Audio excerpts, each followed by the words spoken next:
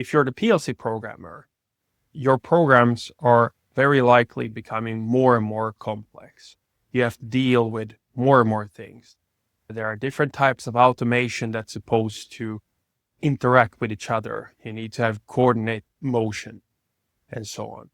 And if you only have the graphs in the PLC, the raw data, the numbers and so on to look at, you need to render an image of what's going on in your control logic in your head.